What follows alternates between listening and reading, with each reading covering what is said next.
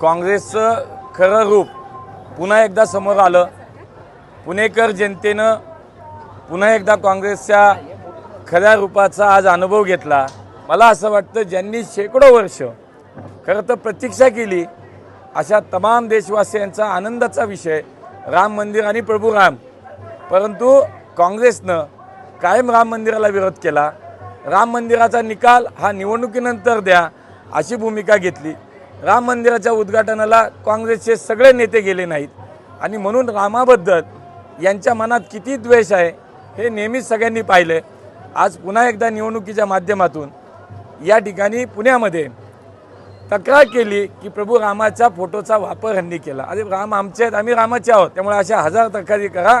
पुणेकर हे नक्की ओळखतात की प्रभू रामाचा किती द्वेष तुम्ही करताय, त्यामुळे तुमचं खरं रूप पुन्हा एकदा समोर आलं, एवढंच मी या निमित्तानं सांगेन।